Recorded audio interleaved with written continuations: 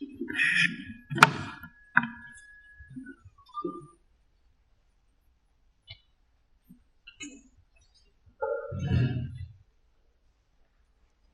evening, ladies and gentlemen.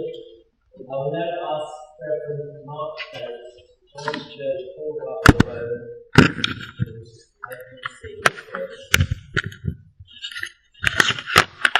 Well, thank you, Mr. Mayor. When I agreed to the Mayor's kind invitation to open proceedings this evening, it didn't occur to me that I would be standing so close to the brink of political history. According to today's paper, tonight is a controversial meeting discussing the master plan for the town's northern fringe. Well, tonight my prayer for you is a very simple one, really.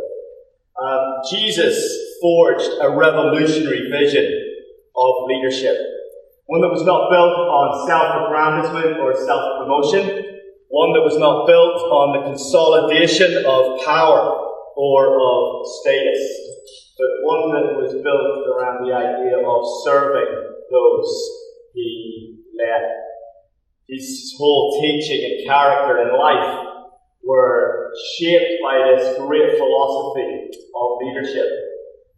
But perhaps it was nowhere more poignantly articulated than when he took off his outer robe and knelt down to wash his disciples' feet. A philosophy of leadership was so powerful that it shaped the very rhetoric and vision of the way that our culture thinks about leading. We celebrate those who serve the ones they lead. So my rather naive prayer this evening is very simply that whatever decisions are made, whatever is said and done, whatever the politics of tonight's meeting and the decisions that come out of it, the prevailing atmosphere will be one that is born of our desire and commitment to serve those we lead, to serve this town, and to serve the many thousands of people whose lives will be shaped as they live on the northern fringe in the decades to come. So that whether people line up to applaud or to criticize the decisions that are made, they will be characterized by an enduring gratitude for your willingness to lead us. And we pray. Father, I thank you for this council, for this meeting, for those who have shouldered the responsibility of leadership. And I pray for them that they would have clarity of vision, not just of decisions that are being made, but of the leadership that they embody and exemplify. I ask that in your mercy you would give wisdom, discernment, insight, the courage to lead with integrity. Pray that by your Spirit you would oversee this evening's proceedings, and that the hearts of those who take part would be rooted in the desire to serve those they lead. I ask it in the name of the Lord Jesus Christ. Amen.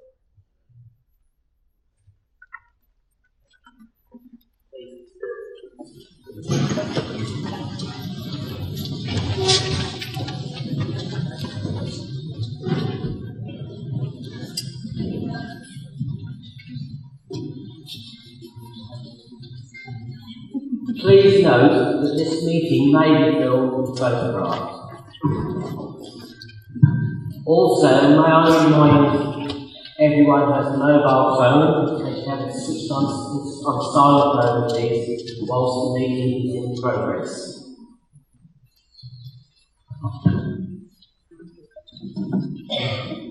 We now move to agenda item number 1.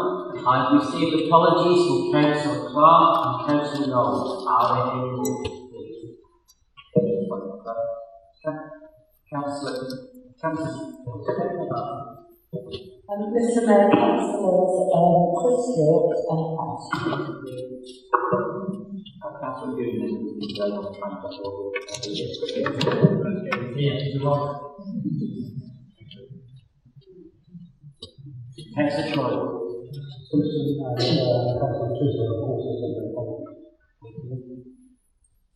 Any others? Thank you. We then move to agenda item number 2. May I sign and confirm minutes of the council meeting held on the 4th of June 2014 as a true record? Thank you.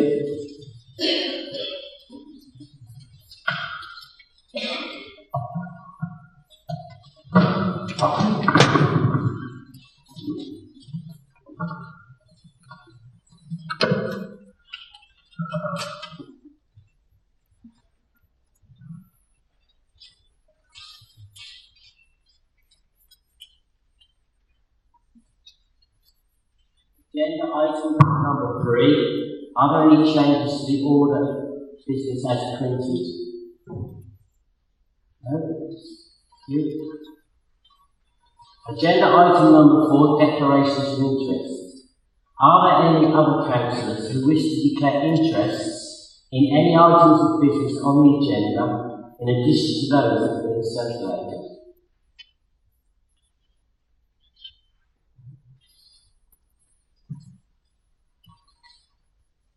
Number 5, Mayor's Communications.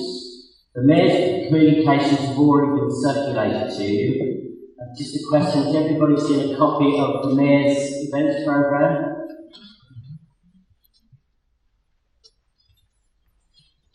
They've been emailed out, good. I'd just like to welcome all of you, or any of you, to any of these particular events. It'd be very nice to see you all. We now move to agenda item number 6, questions. Can I please remind people that supplementary questions must relate to the original question and not be preceded by a statement. Could I also ask those members of the public who are asking questions, please use the table in front of the meeting to do so. Thank you.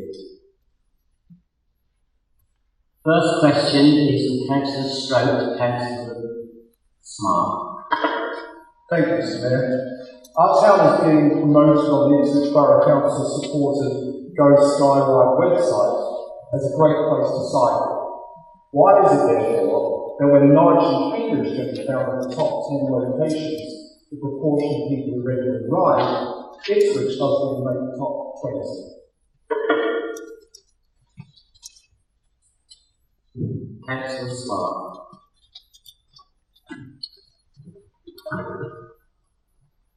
Thank you, Mr. Mayor.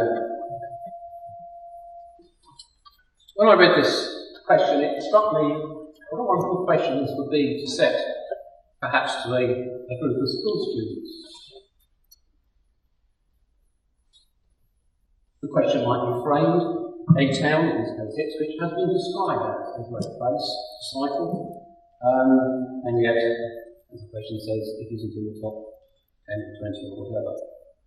And then, as exam questions so often do, they follow it with that horrible word, discuss. I suspect that anyone marking that question would award marks, but to those students who were able to distinguish between, on the one hand, a qualitative judgment, and on the other, a quantitative measure. Marks could be awarded to those, for example, who ask the question, well, how long is the list of towns that we are judging ourselves to be in the top 10 or 20 of? If it's 100 towns or more, then using the football analogy, the top 20 would still be in the Premier League. Students may also then ask a question about demographics. The question includes reference to Cambridge, for example. I recommend the website of the Office of National Statistics. They have these drop-down menus where you can choose the town you want and look at its population profile. And you'll find when you look at Cambridge that they've got an enormous bulge in the 19 to 24-year-old age group. Because, as we know, Cambridge is a university town.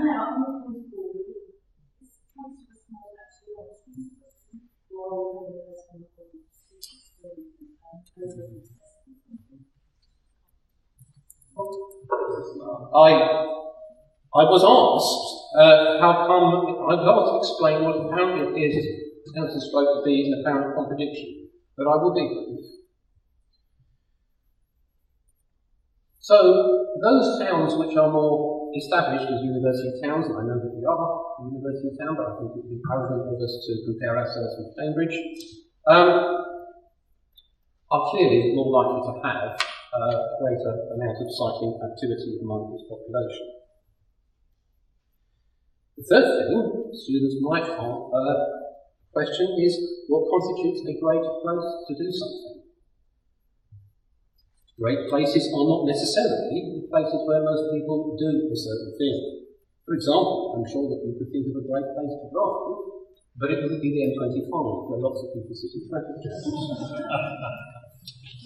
People like to visit certain unspoilt holiday destinations, rather than those which are described as touristic, because they're overcrowded. Certainly overcrowded pubs and overcrowded beaches are places which hold certain horrors for myself. And then perhaps you'd expect me to offer the observation that the population of Appleby and Westmoreland probably don't travel by train very often, yet it is a fantastic place to go to by train, being on the second Carlisle line. In contrast, a far higher proportion of the population of London use trains. But if Councillor Scrope were to get on the Northern Line among the Strat Hamlers and ask them whether they think this is a great place to make a train journey, I suspect that he'd be told to get off at High Barnet, or quite possibly try African England. Thank you.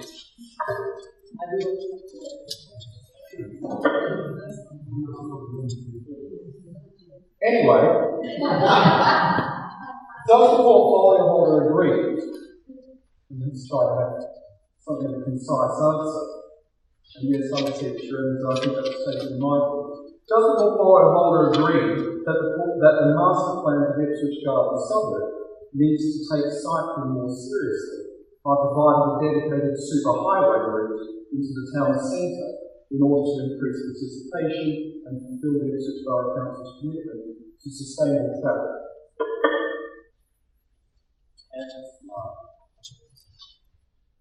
I was, of course, aware that Councillor Scrope is a teacher by profession, but it's not often I get to contribute to the national curriculum, and I took that opportunity. As far as the question about the Northern Fringe is concerned, the delivery plan for highways infrastructure, including cycling, is something which Suffolk County Council obviously take a very keen interest in, because their objectives to get more people walking and cycling are very much aligned with our own in that regard. I don't wish to spoil too much of the debate that takes place later on in relation to the master plan, because traffic looms large in people's consideration about that. But certainly, whether one calls it a super highway or not, I think that the judgment as to whether the developers come forward with adequate proposal for cycling will be something which we will need to take into account when the planning applications come in.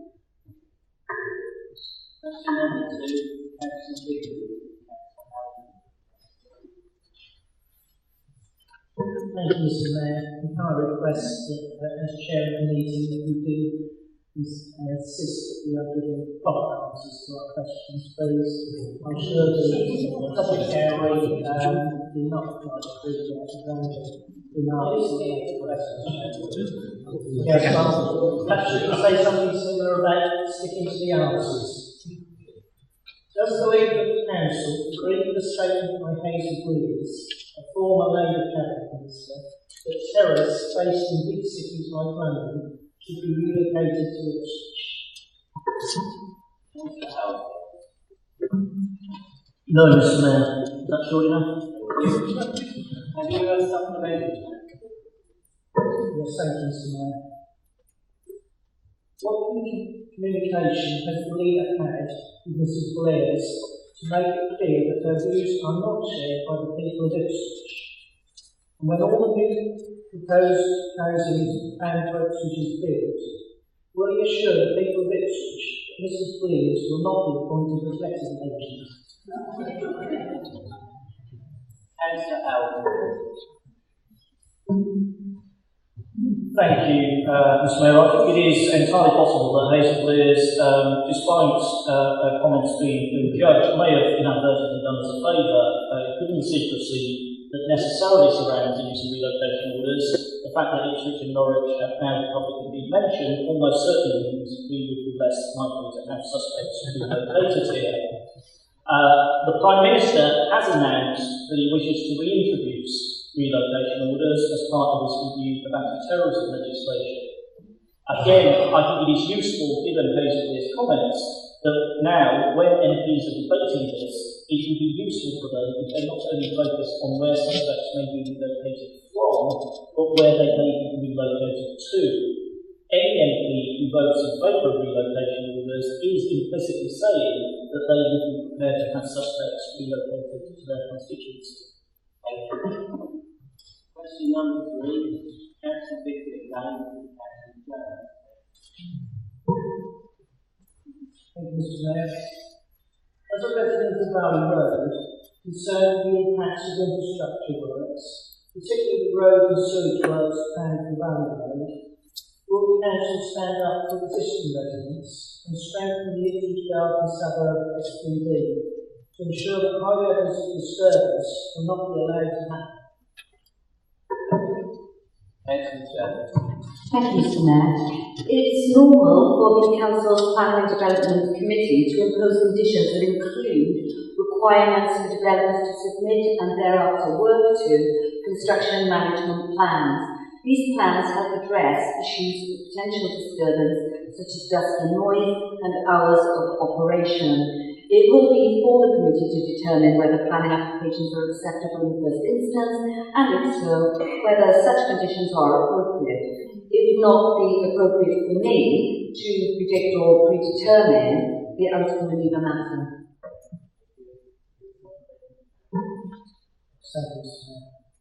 What alternative measures have the council looked at regarding sewage disposal which would not involve such major disruption to Valley Road?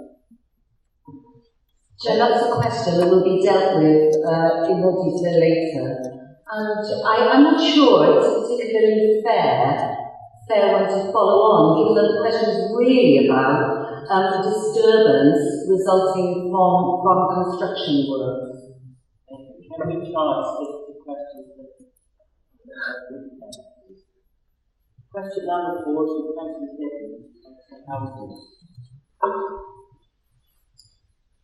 Thank you, Mr Mayor. With Councillor Ellesmere announcing in the Ipswich Star just before polling day that there will not be any temporary travellers which is considered for the land owned by the Council of Bramford Road, can you confirm this remains the case? And also, what IBC is doing with partners to find alternative accommodation, either inside the borough or outside, so that our parks can remain for the use of the entire community. Thank you, Mr Mayor. I'm afraid I'm going to have to give a slightly more substantial answer to this one. It is important to recognise that there are 2 types of gypsy travel sites that we've been asked to provide in Suffolk. The first are sites such as West Meadow, where families are permanently resident. Provision of these sites is unlikely to have much, if any, impact on unauthorised encampments. And it was this type of site that the Council was considering for Bramford Road. I can confirm that the Council is no longer considering this land as a permanent site. The second type of site is called short stay or temporary travellers' pictures. There are currently no sites of this kind in Suffolk. Evidence from other counties which provide them, such as Norfolk, indicates that they make a positive contribution to reducing unauthorised encampments. We have not put forward Bramford Road as a temporary travellers' site and are not considering doing so in the future.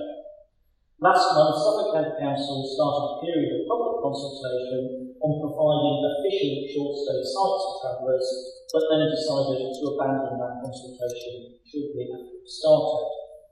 I would hope that this is restarted as soon as possible. We need to work collectively to provide such sites so that we can reduce unauthorised encampments on council land and elsewhere.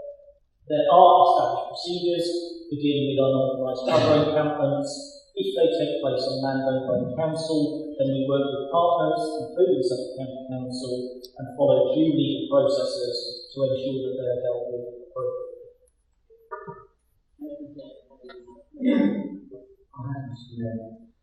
Does this mean with the illegal sites that we are going to see, was it more security on gates for parks, cemeteries and all that, like we experienced over a month ago?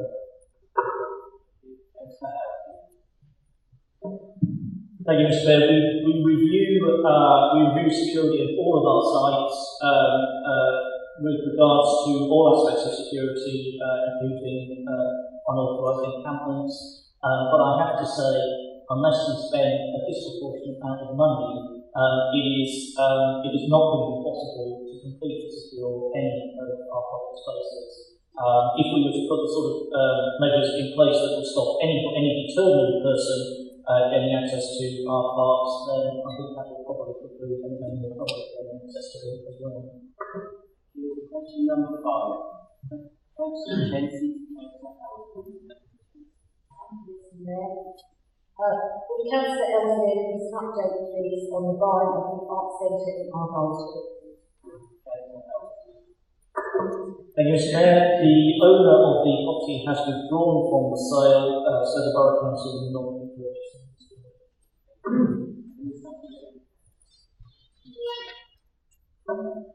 Would the leader now admit that the whole concept of the calling, whereby I've stated that the competitive process was needed beforehand, was correct, and that had we done that, there would not have been the divide within the Bangladeshi community that arose because we were very reticent about what was going on. Thank you, Mr. Mayor. My understanding is that if we had followed the course of action proposed by Councillor Chenchi, this would not have avoided the issues which caused the owner to withdraw from the sale. Question number 6 is possible to Councillor Jones.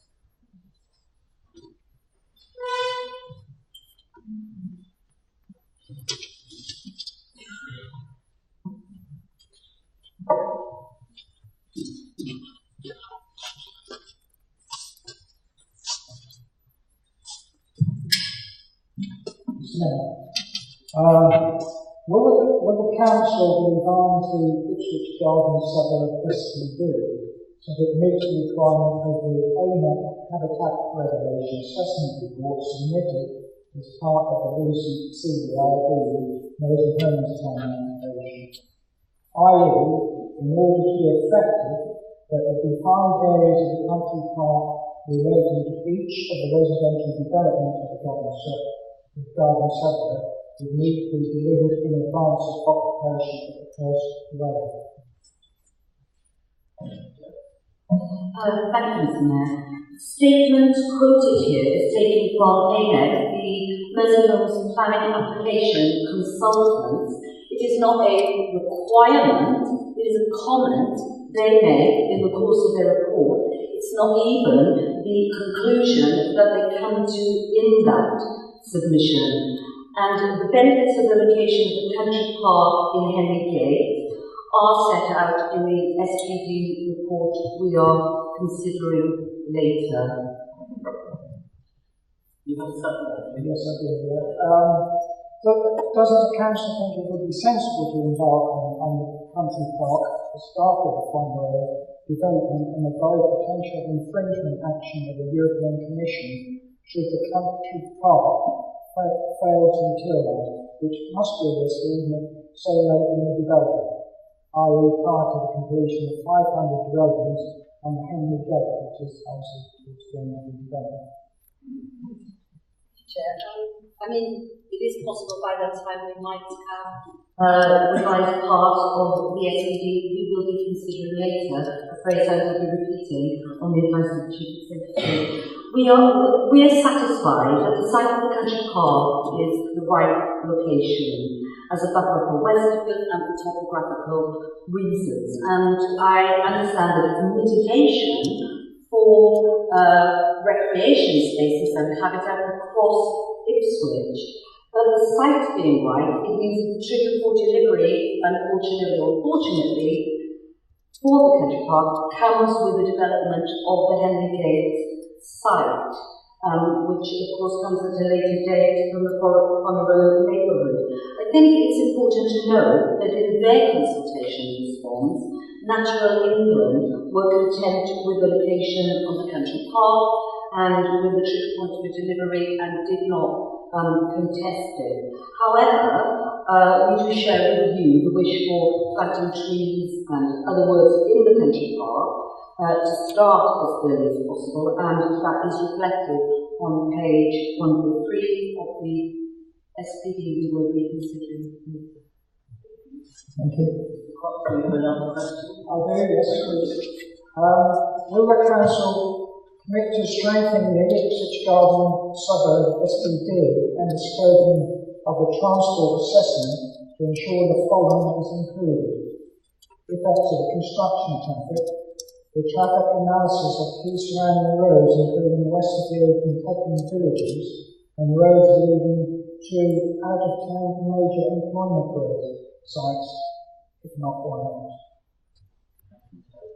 Thank you, Mr. Mayor. Transport issues have been a very important concern throughout the whole process of drawing up the SPD, and those issues have been made very clear over the past 2 years. The SPD sets out the general transport assessment requirements in Chapter 10, and we believe that we have struck the right balance in our requirements. And I do think there is a danger in your request, because by highlighting a few issues, as you do, and by implication omitting others, you run the risk of narrowing the scope of any assessment by being over-prescriptive. So you supplement. Well, I agree to say that the traffic is obviously one of the main concerns, and we would class that as narrowing it down. I think it's one of the main concerns of traffic to the surrounding area, and obviously the outbound employment, rather than concentrating mainly on traffic which goes to the town. And as we all know, that's not necessarily the case. Is there a question?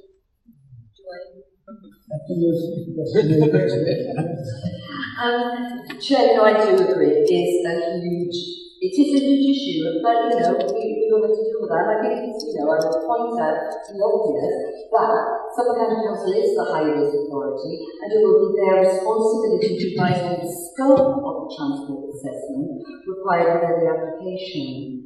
And then it will provide the advice, makes the recommendations that our planning and development committee is considered before we determine any planning application comes before us. We hope that. Thank you. Question number 8 is in the script document.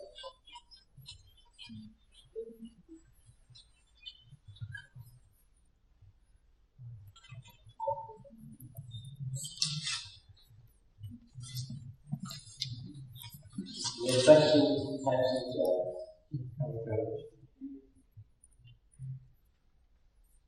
In light of the recent plan and inspiring home design submitted by Mersey Homes CPRE, will the Council confirm its commitment to achieving high quality design by strengthening the Ipswich Garden Suburb SPD in this respect? Much as I would like to, it would be inappropriate for me to comment directly on the quality of design submitted as part of any planning application in advance of the matter being considered by our Planning and Development Committee. The SPD we're considering later sets out firm baselines for the creation of the garden suburb, which is a distinct sense of place and high-quality urban design and architecture. The SPD sets out expectations for design from the outset through the objective themes for development as well as throughout the document, and has a dedicated chapter on design. And also, I can confirm that the designs included in the current planning application will be referred to the regional design review for their detailed consideration before the matter is reported to the Planning and Development Committee. I think there has been some thoughts in the press today about the design by an architect, and I think that this first phase, which is showing the gateway to this new garden suburb development, should be given particular consideration. I agree. Thank you. We then move to number 9, which is another question from Councillor Jones.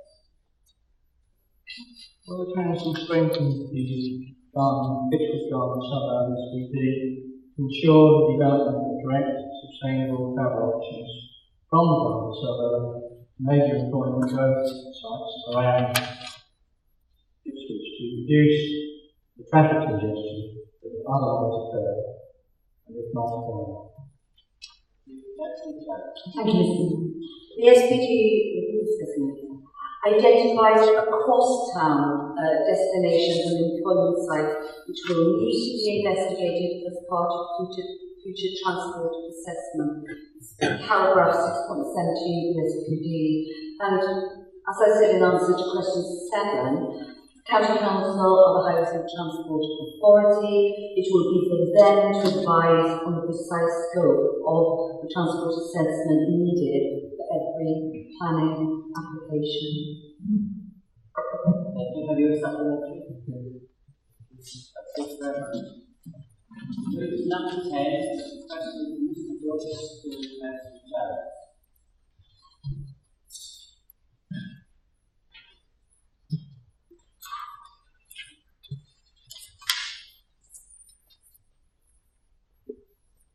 Thank you, Mr. Mayor. In view of the lack of a resolution to the sewer pipeline capacity issues surrounding the Ipswich Garden Suburb, can the Council confirm that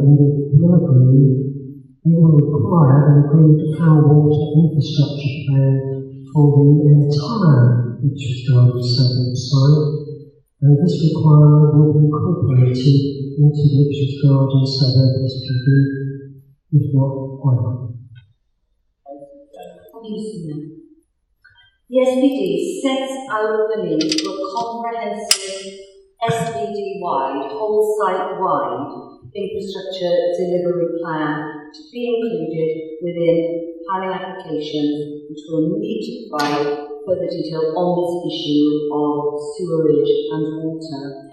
Details of strategic water and sewerage improvements are listed in the plan, which applicants will need to provide further detail on. And it's important to note that Anglian Water have not raised objections to the SPD that we're discussing later, nor have they objected to the infrastructure requirements set out within it, because of course it is fundamentally an Anglian water responsibility, and they are currently looking at a strategy for the whole site.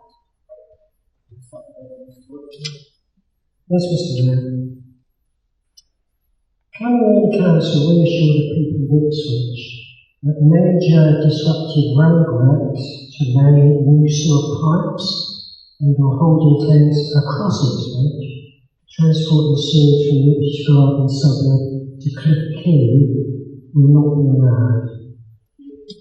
Chair, I cannot give that, because we have not seen the plan. I cannot give that assurance. We will need to see what is required and what Anglian Water requires. We have to be questions. Something we should do really carry on with. Thank you. Those in favour? Thank you, that is carried.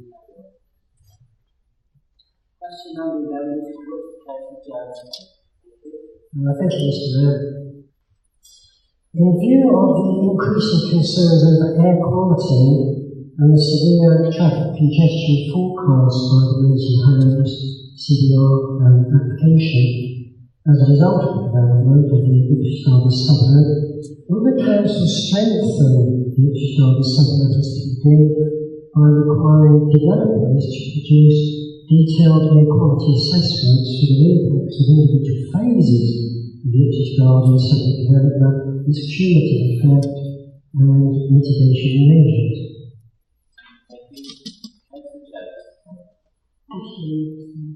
The SPD does require detailed air quality assessments as part of the environmental impact assessment, page 157, the SPD.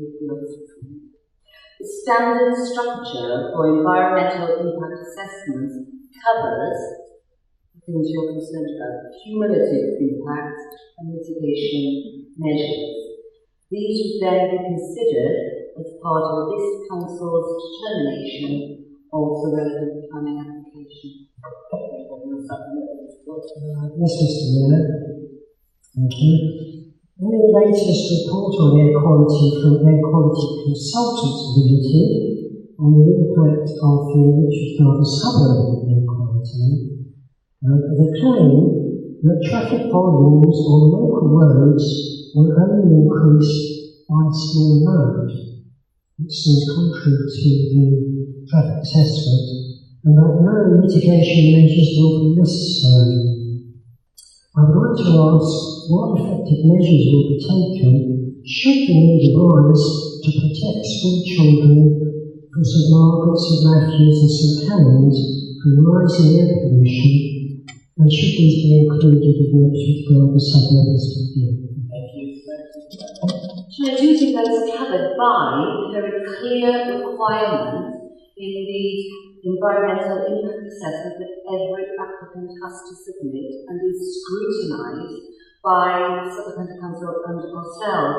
And for example, if we're supposed to mention Mersey Homes CBRE consultants, now if they are forecasting severe traffic congestion and air quality issues, it's then their responsibility to demonstrate in the environmental impact assessment they submit how those will be dealt with to the satisfaction of the Highway Authority and ourselves. And if there is an issue with that, that is a problem for theirs or anybody else's application. Question number 12, Alice.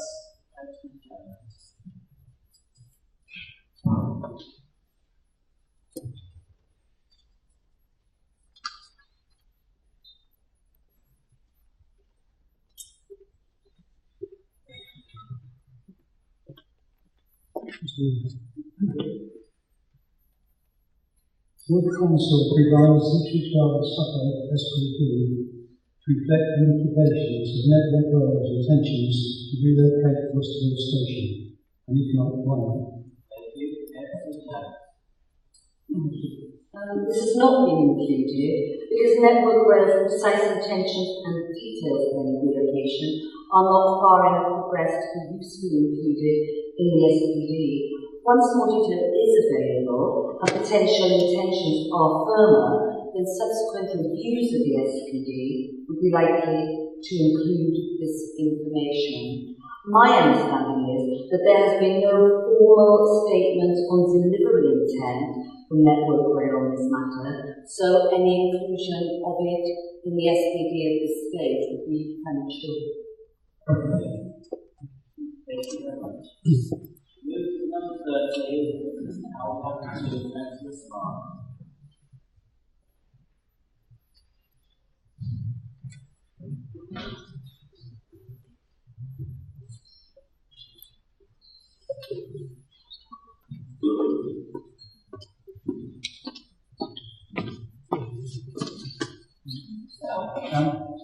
Was the second station for the building of a northern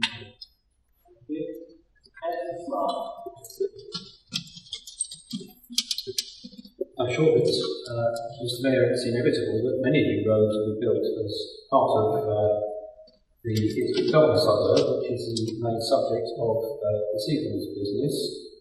I'm assuming that the questioner is referring to the potential for an urban bypass of the town, and the council position on this is set out in paragraph 8.235 of our adopted core strategy, which states that we believe this is something that certainly should be investigated.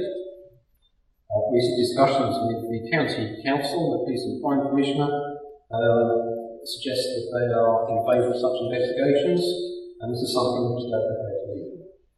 Have you supplemented?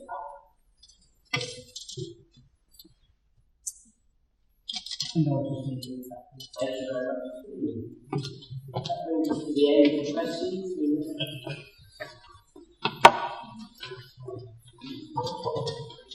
We now move to agenda item number 7.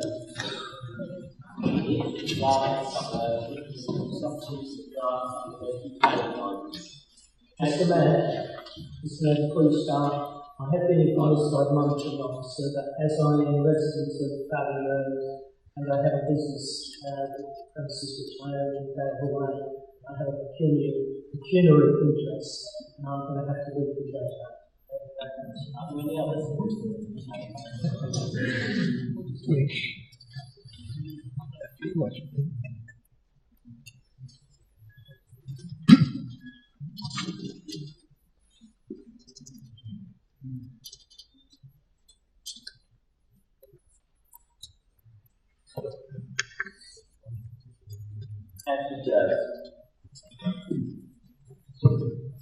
Thank you, Mr Mayor. As a country, we need to build new houses, and Ipswich is no exception. That is what led the previous Conservative and Liberal Democratic administration to identify land north of Ipswich as the next major housing development site for our town. And there is no doubt that it is a major site. 3,500 new homes, 3 times the size of Ravenswood, a development time scale of more than 20 years, and major infrastructure investment required. North Ipswich will be much more challenging to deliver than Ravenswood, not only because of the size, not only because of the comprehensive infrastructure needed, but also because it is owned by many different bodies, none of which is a public sector organisation. Each owner will be looking to maximise their profits. One way of doing this could be by trying to minimise their contribution to new infrastructure. So there is a danger that unplanned piecemeal development could lead to infrastructure that is inadequate or not even provided at all. And that is why this master plan is so crucial. The Ipswich Garden Suburb, SPD, sets out a blueprint for a new community to the north of Ipswich, with schools, shops, health centre, open spaces, transport and access links, and a high quality of design. It sets out what the council expects to see in any planning application. It means that an application for any part of the site should fit in to the master plan for the larger whole, and that each applicant contributes in a proportionate way to the infrastructure requirements for the whole site. It has been worked on for over 2 years as a collaborative project led by IBC but involving many partners such as the Homes and Communities Agency, Suffolk County Council, developers, local people and councillors. It has been extensively consulted on. Every comment received has been considered and responded to. Changes have been made as a result of this consultation, including the representations of opposition groups and Ipswich's MP, Act and following the recent debated Executive Committee. However, it's clear that the plan of its breadth and complexity is not going to please everyone in its entirety. There are no doubt aspects of the plan that some people think could be amended to make it better. But, Mr Mayor, we do not have the luxury of time to do this. Merseyhome's CBRE has already submitted a planning application for over 800 homes on North Ipswich, and the council has to determine this application. We do not have a choice, and we must do so within a defined period of time set by government. Without the resolutions in this report being agreed, it will not be possible for our officers to assess the application in a really rigorous manner, using the SPD as a key planning consideration. That is the reality of the situation, and it is a reality that the Northern Fringe Protection Group fully understands. Although the group has concerns about the SPD, they recognise the need for its interim adoption tonight in order to, I quote, prevent uncoordinated, ad hoc and poor quality development without the provision of the necessary supporting infrastructure. Mr. Mayor, they understand the situation, we understand the situation, and I hope the opposition parties understand the situation. A vote in favour of this SPD helps us to control the development of North Ipswich and ensure we create a successful new community. A vote against would set us on the road to an unplanned, uncoordinated mishmash where we will be picking up the pieces for decades to come. And I therefore urge all councillors here tonight to approve the resolutions printed. Thank you. Thank you. Councillor Guy. Thank you, Mr. Mayor. I'm very pleased to be able to second the report before us this evening, because I can see that is absolutely crucial to the way in which this area is going to develop in the future. I've been fairly fortunate in the past 30 years to be involved with most major applications in relation to the development of Ipswich. And I have to say that I don't have to include great words in that, because that was certainly before my time. But having said that, I do understand fully the reason why we actually need this draft plan in place now, because in my role now as Chair of Planning and Development, there's no way that members of that committee could actually determine any application with any real seriousness and not be able to challenge in terms of whether the decision is being made properly or not. This will provide us the framework to be able to carry out the mechanics of dealing with those applications. As Councillor Jones has said, this is not like you and I actually experienced in the regulatory development, because we have our own land ownership in the area, which makes it very, very complex. Having said that, the infrastructure is the key to this in terms of how it will be developed over the years. It is complex, yes, and I would draw members' attention to table 1 in the plan, that's on pages 142 and 143, which actually lists out the degree with which infrastructure will play such an important part. There are roads, for example, as we've heard in the transport issue, there are schools. There's never been a development, certainly in my lifetime, where we've been dealing with a development that includes 3 primary schools and 1 secondary school as part of the single development.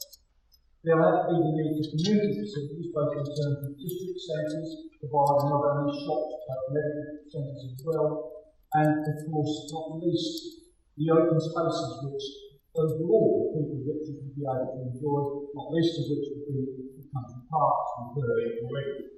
But there are other things which are quite complex, like, for example, putting 2 bridges over a railway line.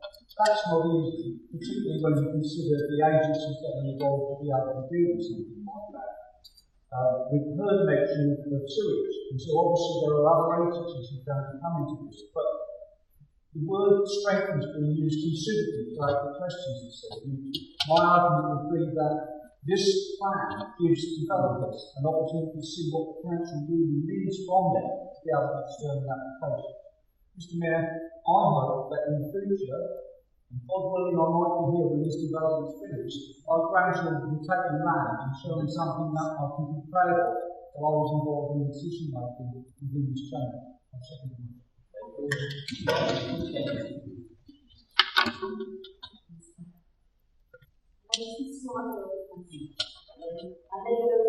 one, I think, for use there. We welcome the inclusion of our submission into the papers and also appreciate the author's time in putting this report together. I disagree that the responses received by residents, groups and TAL show that there remains a significant degree of opposition to the principle of development as stated in this report. If anything, they show a genuine endeavour to get what is best for Ipswich in terms of exceptional quality, sufficient infrastructure and community resources. Ipswich Conservatives believe in the need for housing. That is why the Conservative-led Council delivered thousands of new homes to people who live and work in Ipswich. A policy which, by the way, produced more social housing in each year than Labour has in the 3 years since they have been running this council. The last Labour government allowed house building to fall to levels unseen since the 1920s, but work done by Conservatives in this government has seen a turnaround, and we're slowly beginning to increase the number of homes being built, but there is still a long way to go. Just because we need new homes doesn't mean we shouldn't demand the same levels of quality that we would want in our own home. It doesn't mean we shouldn't demand a road infrastructure designed to complement and improve the existing network. It doesn't mean we should demand homes that are well built to a level of design quality that certainly seems to be missing from Labour's plan. And it doesn't mean that we shouldn't expect the detailed work in Labour's plan to have been done with reference to the lay of the land. On road infrastructure, we're concerned that Labour's plan appears to repeat the mistakes of the past. You only have to speak to people on Ravenswood to understand what a huge mistake they are making by forcing a single entrance to the new site. It is a disgrace that the traffic surveys are carried out during school holidays and on nightly traffic evenings, and at the very least we need to show residents of Ipswich that solutions are being informed by reliable information. Only this will build pressure on government to provide funding opportunities to build a northern route to alleviate traffic. And yes, we need a northern relief road. Traffic assessments by Suffolk County Council show higher trip rates than those assumed by the development's planning application. This is an example of Labour's lack of consultation and alignment with Suffolk County Council. Although the County Council have been consulted at the earlier stages on the strategic level, they have not been consulted on the details within Labour's plan. Specifically, they would like to see exceptional cycle connections, a desire shared by those of us in the Conservative group. It is important to remember that Section 106 money needs to be spent on transport options, not just council houses, as seems to be the trend in this Labour Council. I'm sure councillors of Smart will agree with me that bus provision must be exemplar and lessons must be learned from Labour's broken up bus promises for Ravenswood. We are concerned that the quality of the housing will be a cut and paste of other developments in this town. Unless they are told otherwise, developers will build what they deem most profitable, and we do not see anything in Labour's plan that suggests what we can determine as quality housing. In Labour's plan, the word quality is just an attitude and can be interpreted in many ways. We are still of the opinion that it requires more deliberate statements to inform developers prior to their submissions. Surely we should be aspiring and confident, not taking a defeated stance that we can't attract buyers of limited architectural design. Isn't this our moment to help enhance Ipswich and our opportunity to take it?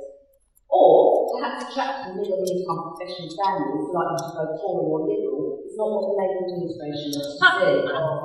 Finally, Mr Mayor, I turn to the lay of the land. The point made by Ben Borough Executive has been completely lost on this Labour Council. Let me address it again.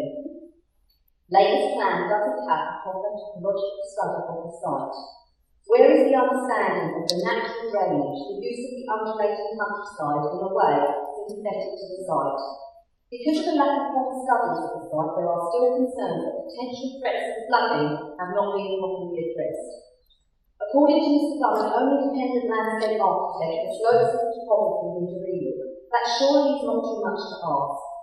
With any project, one must always start with the end in mind. This is where successful mistakes are made and impact generations to come.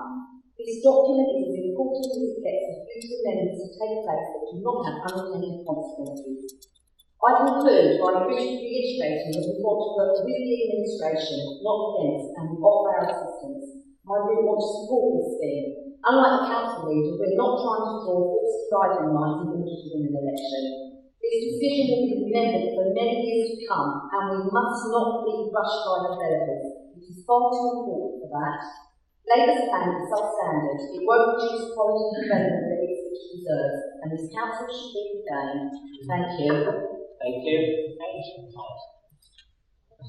Thank you, Mr. Mayor. I'd ask all councillors to draw their attention to paragraph 5.20.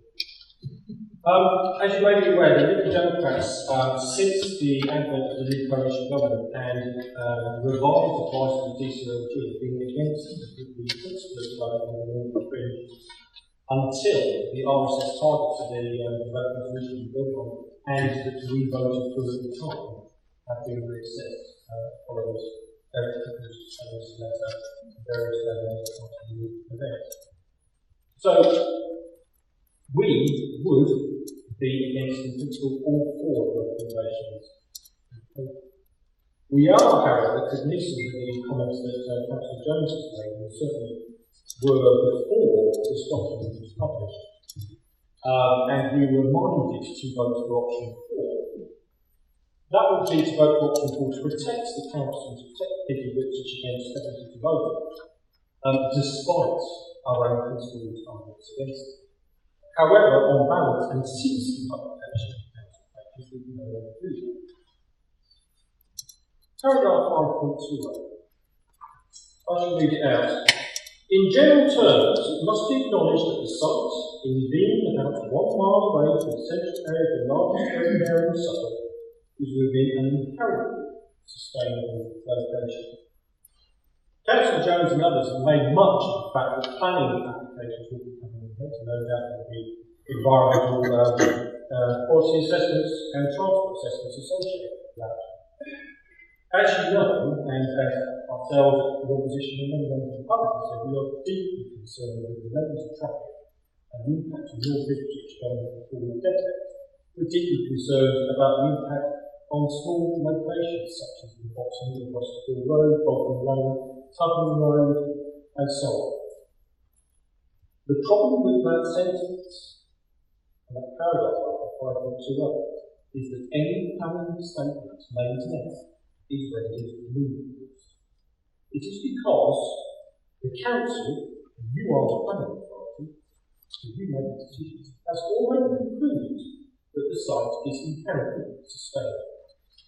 Now, many of you know that for the past few years, about a decade, I've been making much of my living on planning applications, very large planning applications mostly, and I know a fair amount about it. If I was doing a planning application, I would start from the basis of paragraph 5.20 and work out if I could solve it.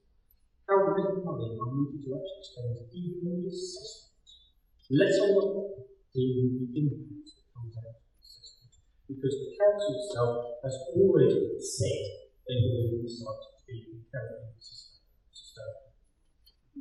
It's incompetent, or it's suggesting that the council does not care about the traffic impact going forward. It's wrong, the other way both. That's the reason why we will not support any recommendation. Anybody else to towards the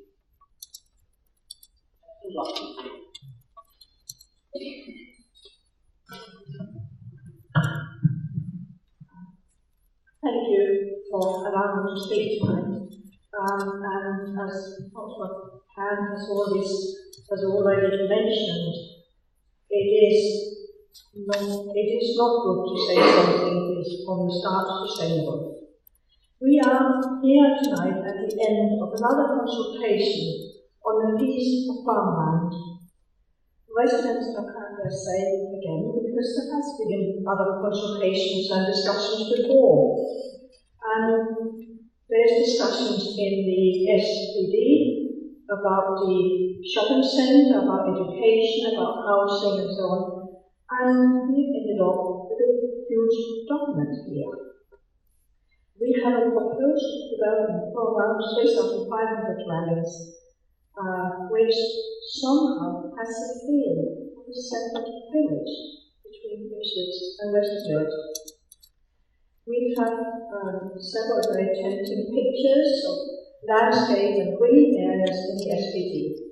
I have in my time as a councillor, I've seen many very good planning applications coming forward, and we've had SPDs, and sometimes you look at them and you think, this here looks lovely, but of course you have to look at the reality that we have to make space for people and cars and so on. It's wonderful to do pictures, but we all have to make it a living space.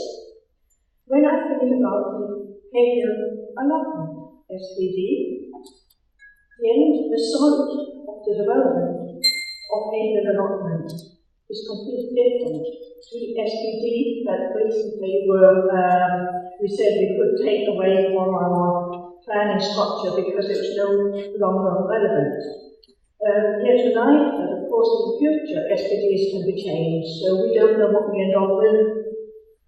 My concerns too is actually that this area too becomes a commuter suburb. We can call it a green suburb, but actually what we have here is that most residents will have to commute. There is a proposal for some work within the area, but we all know that most of the development land is on the southeast of Ipswich, is maybe in the town centre, it's maybe up in London and so on.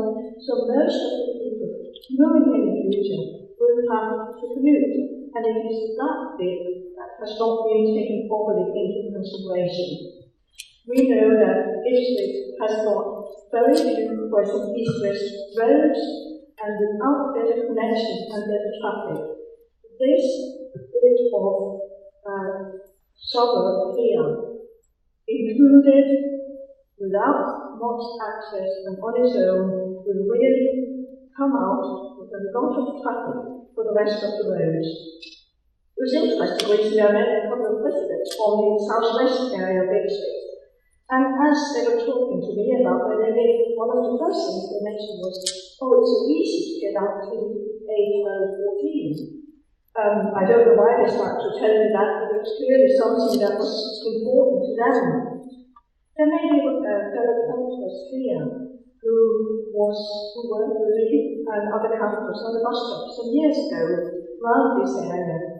And I remember was going along the road when this was this minibus.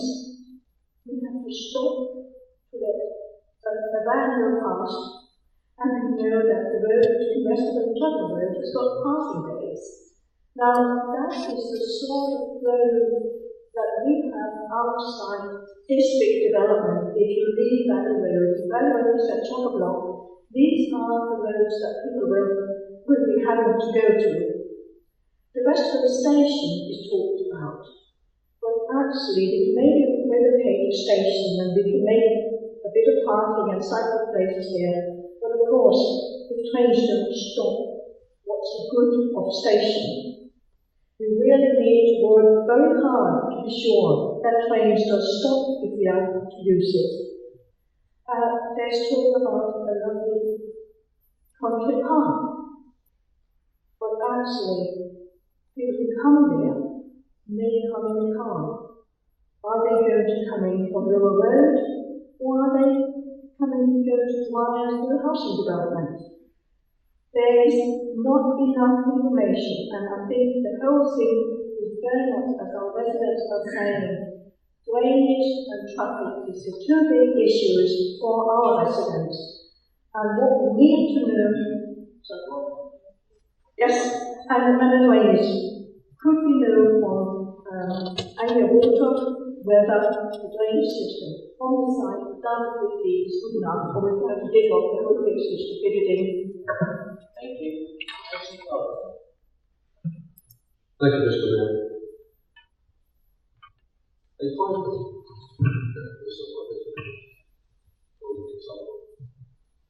A prime concern regarding this new development is traffic, and that insufficient thought has been given to it. Primarily, the council seems to think that all the people who will occupy the property should be built, who merely want to get into town, which is stupid.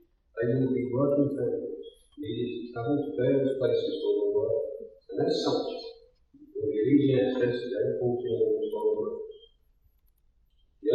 stand originally achieved with the local bodies, through traffic house into a town with total rules. This was essentially by Peter Sharp from Larch Close, and is shared by many residents in the area. Rightly so.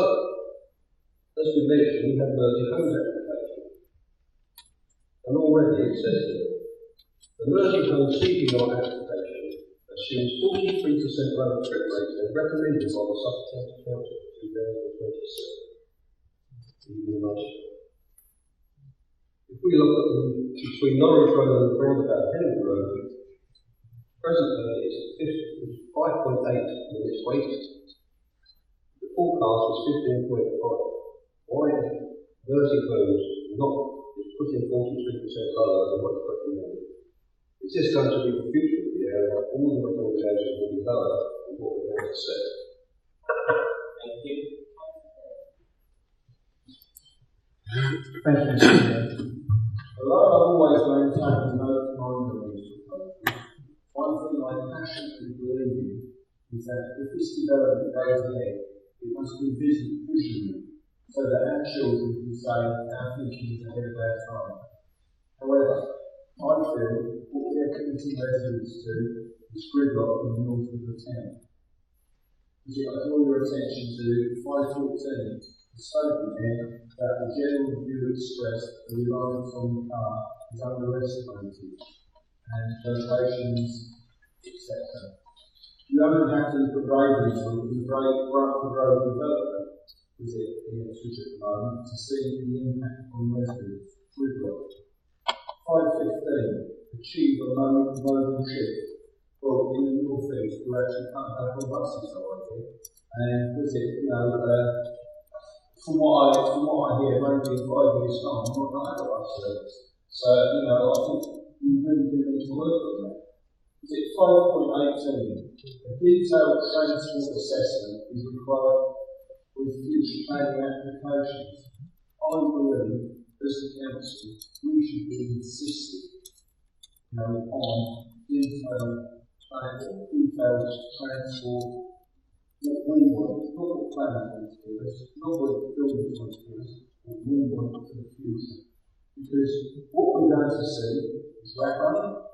We've got on the various roads in the area, and I also think we're actually missing an opportunity. I would say we assume that people are actually coming into Ipswich to work, and one thing or another. More than likely, they're actually travelling out of Ipswich. So why don't we put in a road taking traffic out of the town and connecting the A14? There is really an opportunity there to actually take it, is it behind, is it with in that area. Another thing that really concerns me is the issue of drainage. I know I might seem sad, but our residents who live there now and residents who are actually going to move here, you end up like the people in Kesgrove, underwater, was it heading downpours of rain, or other buildings can supply with Wellington routes to boat. Was it Westerfield Railway Station? Now for me, I actually think that this is a vision. When I was originally asked, I actually believe that we should be looking to open up the railway station to encourage people to come onto the road or onto the railway, kids, etc. and all that. And I really do think that we actually missed the trick here. And finally, air quality on residents. It's poor on Norwich Road now. It's going to get inside worse. And it's also going to have an effect on residents in the Valley Road and other areas. And quite frankly, I would like to put my name to visit certain this. And if somebody came up to me in 20 years' time and said, "Did you vote for this?" Because I would say, I actually got up and said, "No, I'm not in favour of this at all." Thank you. Thank you, Mr. Mayor. I've got two very short points to make. Referring to page 40 on the supplementary plan documents, it sort of recommends the maximum and minimum housing densities. I would suggest that the administration should have greater flexibility in its documents, especially at the lower end, to allow for sort of higher quality homes with very low densities and with large gardens to certainly exceed the garden specifications on page 108 of the same document. And this would certainly help to fulfil the spirit of the garden suburb. I realise the administration will say that the application received will be considered by the Planning and Development Committee once over the next, but I would suggest let's put some more flexibility in the clauses now to encourage applicants to have a greater diversity of design densities. My second very key point is to really want to replace roundabouts along Valley Road with traffic lights. I think we've worked close with the County Council as that is investigating the applications coming. Thank you. Thank you. There are a lot of points being brought up about traffic. I'd like to make a few points about what we know so far about recycling. On the cycling provision, Ipswich residents can expect in the Garden Suburb. At 5.16 of tonight's council papers, it stated that excellent cycle and walking connections within the site will be provided that will encourage lower car use. Also at 6.10 of the supplementary planning document, it suggested that a comprehensive cycle and pedestrian network within the Ipswich Garden Suburb will be provided. This may or may not be so. At this stage, there's nothing to tell what comprehensive means, nor what it might look like. It may or may not encourage lower car use within the garden suburb. However, when cyclists or indeed motorists leave the spirit of the garden Eden, I suspect things could get interesting. The gateway at 5.18, where the papers rightly state, wherever houses are built, traffic will increase. It is plain in the supplementary planning document that routes will be enhanced to encourage cycling between Ipswich Garden Suburb and the town centre. How exactly? By providing a part-time route through Christchurch Park, by reducing the speed on Westfield Road to 30 miles per hour to somehow accommodate cyclists. Yes, that's right, Westfield Road, with its increased bus services, its increased car usage, its already high volume of pedestrians, park users, possible light aircraft. Now, it's the new cycle link between Ipswich Garden Suburb with a possible 4,500 new dwellings or 15 to 20,000 new residents. Speed reduced to 30 miles an hour. You should be so lucky. No, what's required is a brand new cycling superhighway which encourages participation, sustainable travel, and more importantly, people into our town centre and waterfront. Thank you. And this requires no response from council. Thank you. Councillor French.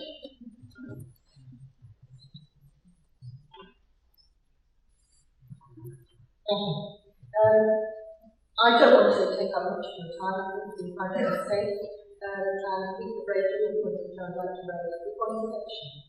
I'm not fighting about anything fringe ever happening. I am asking you to listen, please, very carefully. You've had enough feedback from intelligent people, concerned organisations. You must by now know exactly what the problems are with this activity. You must know that it's not quite good enough. Design prevention, drainage, traffic management, we know, is already a problem in that area. And I don't think adding another £800 to is any better, to be frank. The only advantage is, in fact, the ladies are not at all about getting the cycle superhighway. With the station traffic across Valley Road, it will be simple for the bikes and trucks. Having said that, I do have one remaining element that hasn't been mentioned. And that is that of the integration of this northern fringe development with the rest of it, with its surroundings. How is it going to integrate when you're on the road taking you in what has got to be one of the longest cul-de-sacs in the whole of Ipswich? How are those people going to integrate with their neighbours when they don't see them? When all they have to do is have to drive maybe from Norwich Road all the way down, up the Valley Road, up Westfield Road, into the Northern Development Fund Road, neighbourhood as it's going called, and right over to pretty much where they're running from the beginning. I don't see it happening. I think along with all these concerns about growth and design, which have been raised in fact at the IBC Zone Conservation Design Panel, traffic, air quality. Please let us think also about the isolation potentially of these people in a small, isolated bubble of development in the north of Ipswich. Thank you. Councillor Miles. Thank you, Mr. Mayor. Many speakers, or several speakers, have mentioned the various issues that have to be taken into account, and obviously we couldn't argue with such things, because obviously that is the case. Traffic and drainage are two of the big issues being addressed. I would just like, just for a few minutes, to draw attention to the biggest issue of the lot, on which there hasn't been too much discussion today, and that is the question of housing. There's a need for more houses in Ipswich now, right now, and it is right and proper and very welcome that this council is regarding doing something about addressing that as one of our priorities. But of course it isn't just about the now, is it, when we're talking about housing needs? We're planning to meet future needs which are increasing in view of the growing town and in view of the increasing number of households. This is basically what this report is about, the master plan, the SPD. So the need for more homes, I hope, but somewhat belatedly in some parts I believe, is generally accepted. But so too, I'm sure, is the fact that the amount of available developable land in Ipswich is in very short supply. But accepting the need, as we do, we as a council have the responsibility to do all we can to identify how that needs to be met. The northern fringe provides the land. It also provides the opportunity for a properly planned development, which has been mentioned by Councillor Jones, which will not just be shoving up houses here and there as it comes in piecemeal way. It's to provide and to include the facilities and services required by this community. Now, I would say, it's obvious, new development proposals of any kind, quite unsurprisingly, are rarely welcomed enthusiastically by all. As a result of consultation, though, and this too has been mentioned, this planning document has addressed concerns, it has incorporated comments, and I think it's heeded advice along the way of the very considerable deliberation of the contents of it. There will obviously be tweaks and minor changes applied to this master plan as it progresses. But it is a master plan. We're not tonight discussing individual planning applications, we're discussing a master plan. There will, as I say, it's obvious that there will be some tweaks and changes to that. But we surely at this stage, after the length of time we've given to this, we must accept our responsibilities, and we surely have a duty to get on with this now. When I came here tonight, I really was hoping that this might be unanimous and there would be some discussion and argument and contention about individual schemes. I hope I was hoping that would be the case. If it's not the case, I regret that very much, because I think, as Councillor Garden has mentioned, this is a very big issue, and I would have hoped that we could have all gone along with that. But one councillor did mention quality.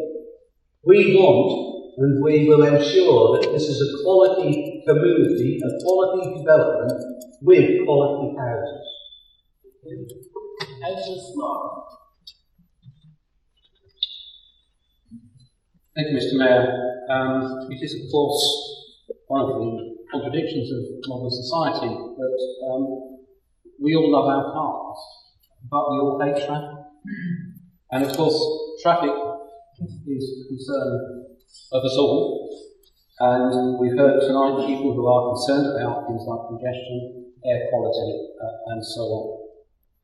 But I return to a point that's been made in this chamber before, which is that this is not a question of northern fringe or no northern fringe. Development is inevitable. And if you stop developers building on the northern fringe, then they will build in other locations. more rural locations. Locations, nonetheless, which are within the travel to work, travel to educate, travel to entertainment, travel to shop, and travel to health distance from Ipswich. And by forcing them to live in less sustainable and more car-dependent communities, you will ultimately be increasing Ipswich's traffic problems to a greater extent. Now, we are not naive in believing that this is going to be a completely car-free development. Some people may wish to misrepresent our position. But the tactic is to try and reduce demand for travel, to make people less car-dependent. It's done in three ways. It's done in providing local facilities within the development. It's done by having a development which is dense enough to support a self-sustaining commercial bus network, and this is big enough to be able to extract sufficient monies in 106 agreement to support the infrastructure which so many people in this chamber demand. But in order to achieve that, you have to agree this evening. There's a huge disservice being made in this debate by people who keep quoting from the Mersey Homes application that's already gone in. And they seem to think that that is going to be the template for what follows. Well, it might if you don't agree this, because that is the sort of piecemeal approach that we want to try and improve upon. Give you an example. Suffolk County Council, who are the highway authority, will have to assess whether or not, in their transport assessment, each developer is achieving their own contribution to the totality in a proportionate way. As things stand, all that will happen is an application goes in for 300 homes, and all that Suffolk County Council will be able to do is to look at that and say, is that access road good enough for 300 homes? Not is it good enough for another 3,000 that might follow it. But that is what they will be able to do if you pass this tonight, because it gives them the framework so to do. We've heard a lot of reference to a northern bypass. Now, this is not going to be paid for out of the Northern Fringe development. For the simple reason that if you were to build a northern bypass to the similar standard to the one that we enjoy on the other three sides of the town, you're probably talking about something in the neighbourhood of 140 million quid. Now, for 3,500 houses to support the cost of that is £40,000 per house. Now, you could reduce that to £1,000 per house. The trouble is, it would mean building 140,000 of it, in which case Ipswich becomes a kind of southern suburb or something the size of Leicester. And that's not going to happen either. And that was an argument pointed out to me by none other than Graham Newman,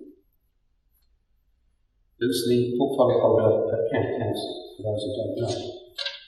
Why should the Northern Fringe have to pay for this when we've had developments at Felixstowe, Trimley, Purdy's Farm, Warren Heath, Rushmere St Andrew, Esgrave, Grange Farm, and so on, all of which contribute to the totality. It's been signalled that I've only got a minute left, so I will just make a reference to the position of the rail station. The rail station, the moving of it, as was alluded to earlier, is the subject of a plan by Network Rail. It is a plan that's been joined up with them in conjunction with Hutchison Ports, but to deliver it, it requires the variation of the Section 106 agreement and the joint representation to the Department of Transport is going to be made, I understand, at the end of the year. Certainly, as that agenda moves forward, I think it does offer tremendous opportunity.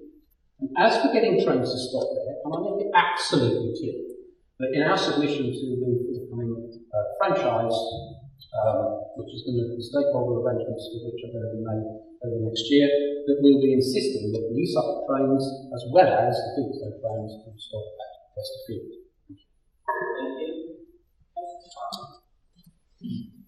Thank you. Thank you, Mr. Chairman. I welcome the principle of the master, which I think sets out the infrastructure needed to support a new community, and should also achieve a coordinated development of the Northern Fringe. I also welcome the vision of the Garden Suburb, particularly the future of the country park. But I do believe that both the principle and the vision have shortcomings. It's these shortcomings that I'd like to concentrate on tonight.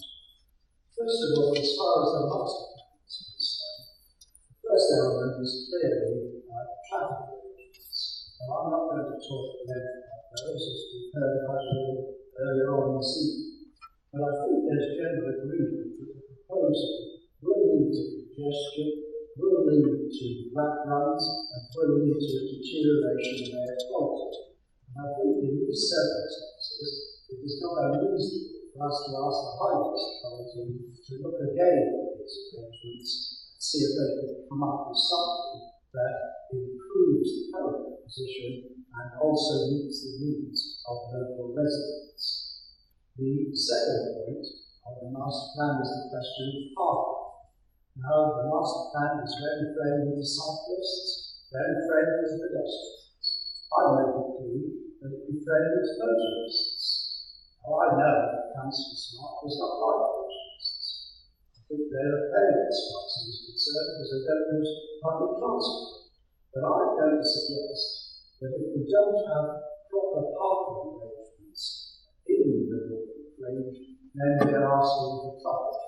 If there's not adequate parking arrangements, motorists, the car has been invented, will park on grass verges and they'll park on the trails, and they'll have the same problems parking that we have in areas of the roads. And I think we ought to learn from that experience. My third point on the master plan, Mr. Mayor, concerns affordable housing. Now, this council has a policy of 35% of affordable housing. And I'm going to ask the question, is that realistic for the Northern Fringe? What has happened lately? In Europa Way, the council asked for 35% affordable housing. They got 7%, because it wasn't realistic. The application for St Clement's site was withdrawn because the council's demand for affordable housing made it unviable. I am going to suggest that asking the developers, by developers we actually mean people who buy houses to finance a wide range of infrastructure, plus 35% of affordable housing is not realistic in the current situation. And I think that figure of 35% should be reconsidered. My fourth point about the master plan is quite simply the point made by Councillor French is what is the connection between this garden suburb and the rest of the town? As things stand at the moment, I would quote to you what Ben Gummer, our MP, said: the new development is not knitted into the current fabric of the town. If we're not careful, we'll end up with another development like the waterfront, a development cut off from the town centre by busy roads. Mr. Mayor, I now turn very quickly to the vision of the garden suburb. There is a danger that the garden suburb will simply become a window dressing term for yet another urban development. And I think we must avoid that. We need to attach a greater importance to the green spirit and green nature of a true garden suburb. And I think we could do this in numerous ways very quickly and lower housing density, perhaps towards 3,000 houses rather than 3,500. More green space between houses and a more open landscape. Larger gardens. This is a garden suburb. Yet the size of the garden is the bog standard planning figure that we use all over Ipswich. If it's a garden suburb, surely we should have reasonable sized gardens.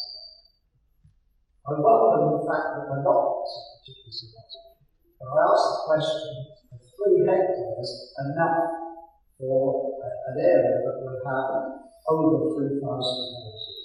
Mr. Mayor, I see you're trying to sum up. I want to conclude by saying it is better to get it right than to rush it. And I think we would be better to sit there and look at the various aspects that have been outlined and identified tonight in detail before jumping in the back of this SPD. Thank you. Councillor Radley. Thank you, Mr. Mayor. I just wanted to make 2 points really.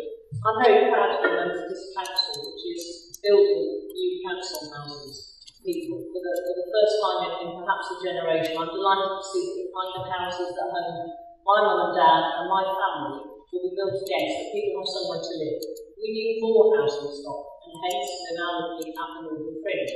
About 12 months ago, Councillor Leader stood down from the planning committee, working and I took over his role. I think I amazed some of my colleagues by not actually speaking. Indeed, Mr. Mayor, you were the chair.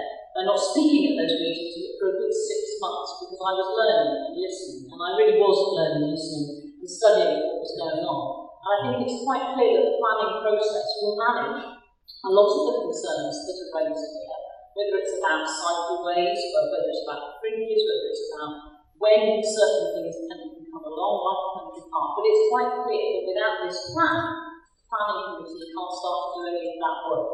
And I think it's really important that we focus on the fact that we need a plan, because otherwise it will be piecemeal, as colleagues have said, and we need to vote and support that tonight. So thank you, Mr. Mayor. Thank you. Councillor Howard.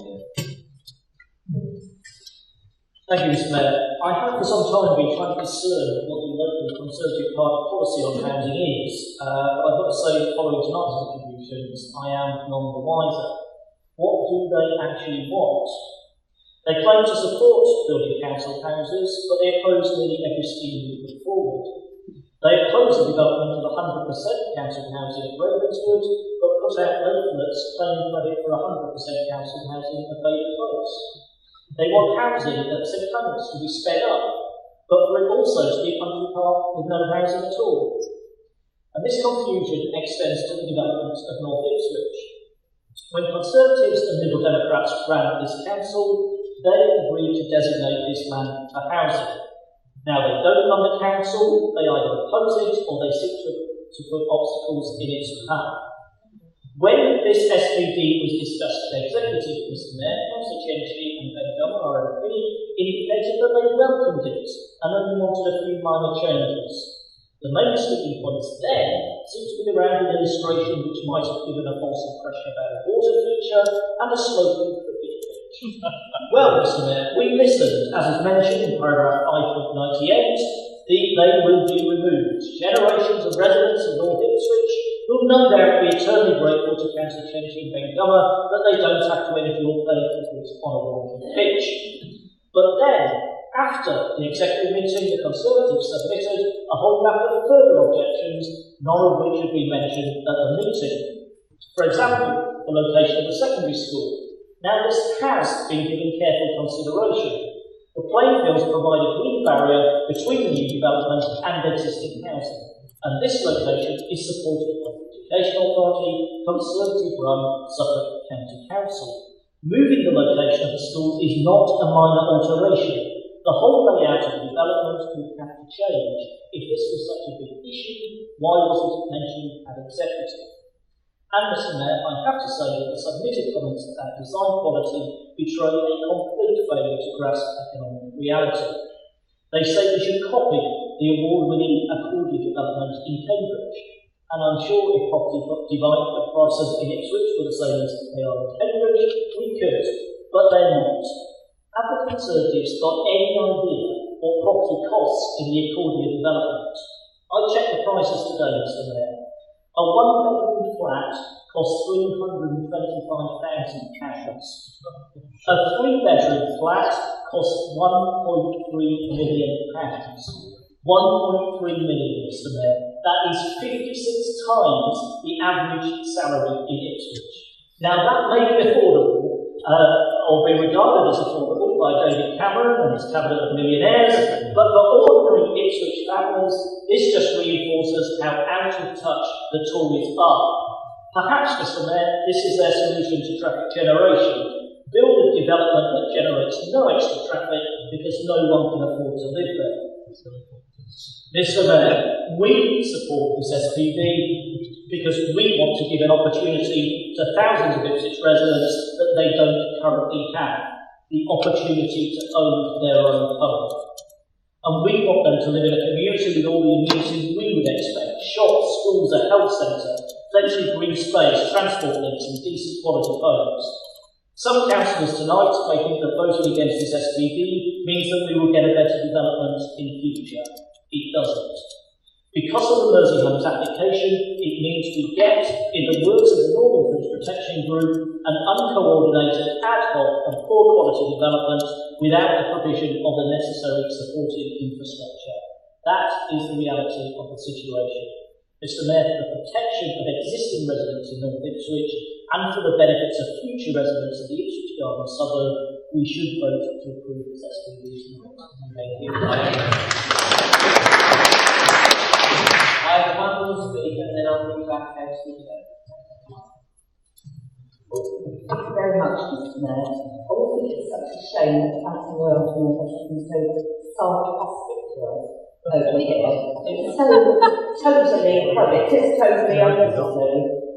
We do support the master plan. What we're trying to actually do is improve it. And we're trying to listen to the people that came and asked questions tonight and the ideas and thoughts that we put forward. That's all we're asking. We're not asking for the end of the world. And Councillor Smart, when he said the infrastructure would be such that you wouldn't actually have to drive out of this garden suburb, frightens me because of Kathy Bentley and my colleague Councillor Connell. Where are these communities?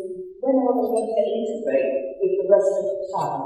That I'm not sure I understand at all. Now, in our submission, we obviously stated that the master plan suggests that affordable housing will be a smaller proportion at the beginning of the scheme. And then a greater weight of that at the end of the scheme. And I'm concerned because one of the successes of Ravenswood, in my view, is that it has provided a balanced development, a balanced community, until just recently, when the residents in Ravenswood are being faced with having nearly 100 houses, council houses, being built on their estate. And they are fearful of this, and I am fearful, and I would like to know what the intentions are, and also, and I'm not going to go on, Mr. Mayor, everybody's talked about traffic, but I would like to know, are we going to see some mixed tenure? Are we going to see the inclusion of shared equity, rent to buy, housing association housing, and schemes for the elderly, which always seems to be left out of most housing developments altogether. And we are an aging population, and also when you look around this room. So thank you very much for allowing me to speak. Thank you. Councillor Jones, you have up Right, Mr. Mayor, before I respond briefly and make my closing remarks, I would like to place on record the whole Council's thanks to the officers involved in the drawing up of this SPG over 2 years.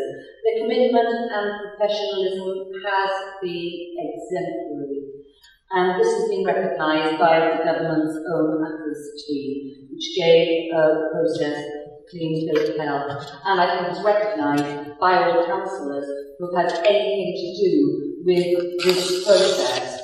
Listening to the opposition councillors tonight, I have to say I wonder where they have been for the past 2 years. I will just make a couple of points. I mean, basically, we are all in this together.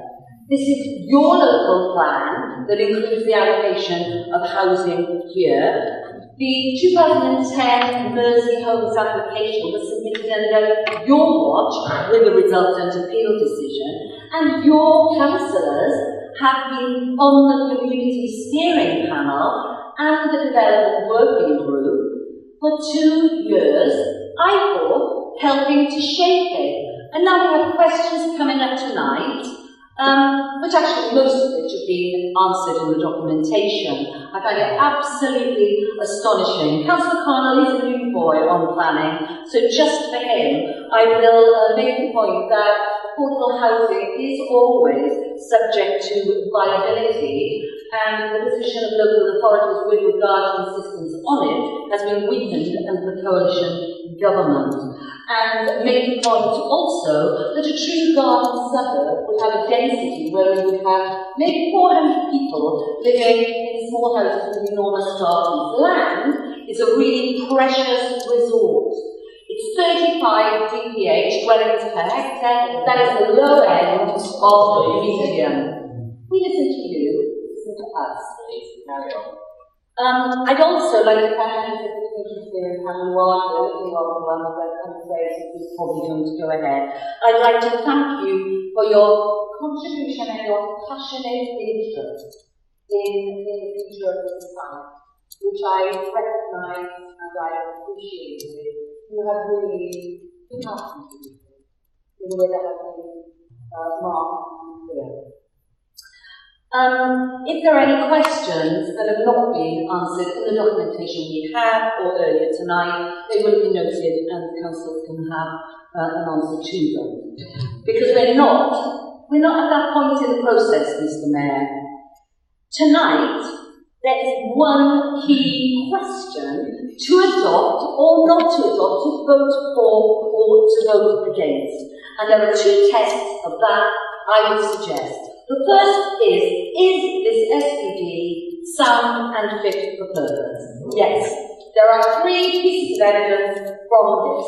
I hear Councillor Can. I would appreciate the fruits of his enormous wisdom at any point of the past 2 years and have not had them.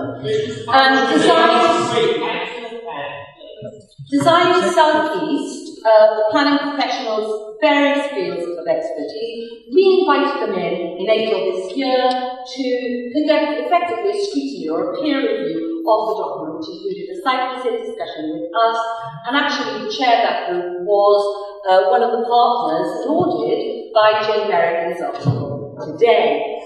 They made some useful recommendations and comments, and they found the SPD, quote, fundamentally sound. We've also had the ACLAS team in, the advisory team to large applications from the Homes and Communities agencies, and they have supported us, worked with us throughout this process. If members wish to read Appendix 18, they will see that they are full of praise for the process we've gone through and commend it. My last piece of evidence, Mr. Mayor, is our own planning department. More than any other group, they need this SPD to be robust and capable of dealing with complex applications, and they regard the document as fit for purpose, and I am content with that. The other question, key question, is this necessary? We know the answer to that is unarguably yes. As we speak and as the opposition dither and drag their feet, the council is dealing with a planning application of 850 homes, with over 500 representations already made. And this SPD is absolutely crucial to deal with that application and with those that follow. To vote against this SPD, in my view, is completely irresponsible and self-serving, and it's driven by short-sighted political expediency, Mr. Mayor. We need developers to see that we are really serious about them developing high-quality developments, according to the requirements and the expectations laid down in the SPD.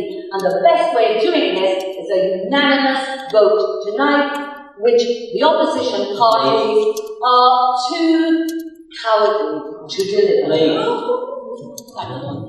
I've listened to the debate this evening, and I'm going to suggest that we take the recommendations one at a time. Okay?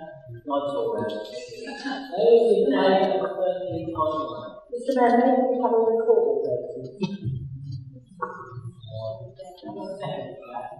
Thank you.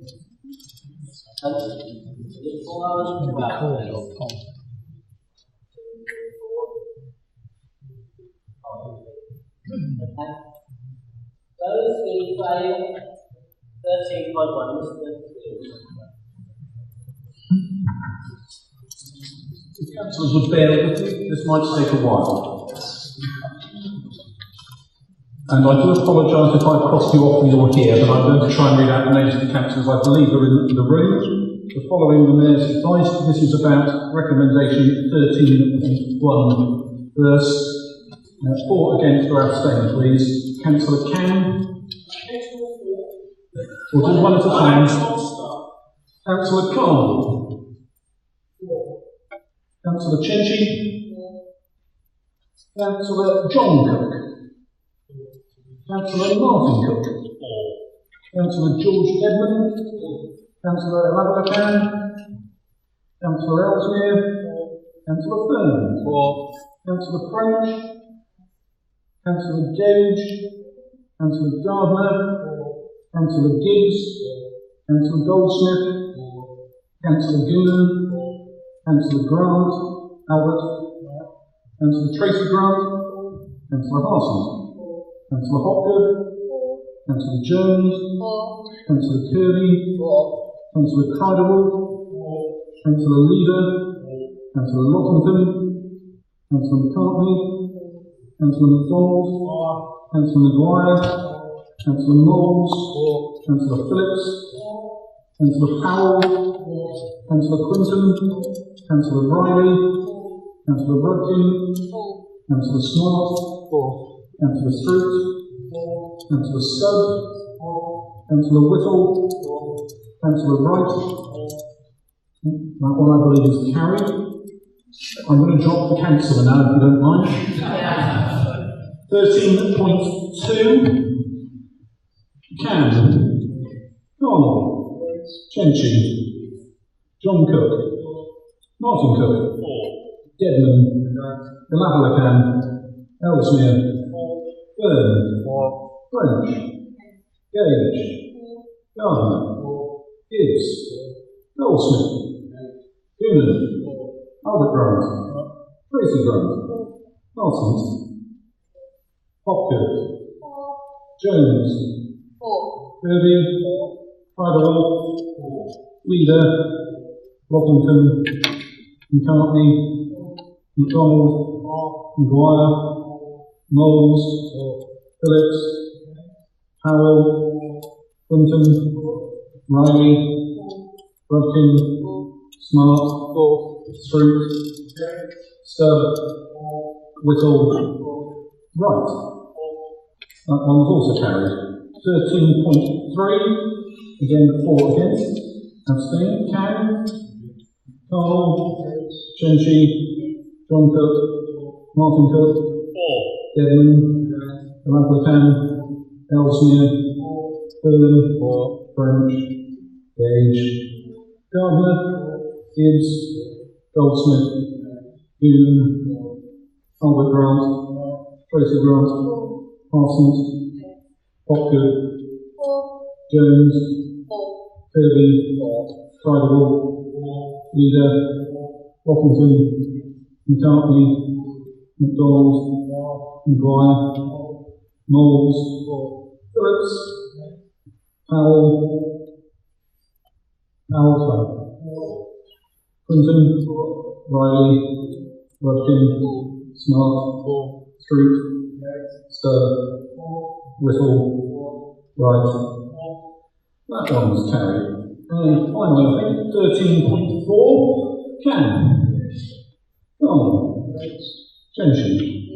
John Cook. Martin Cook. Dedman. Galabalacan. Ellesmere. Fern. French. Gage. Gardner. Gibbs. Goldsmith. Goonan. Albert Grant. Tracy Grant.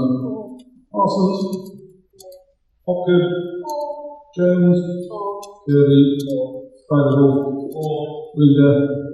Lockington. McCartney. MacDonald. Maguire. Knowles. Phillips. Powell, Clinton, Riley, Rufkin, Smart, Street, Sturb, Whittle, and finally Wright. And that one is also carried. Thank you. Then move to agenda item number 3, calls for big association.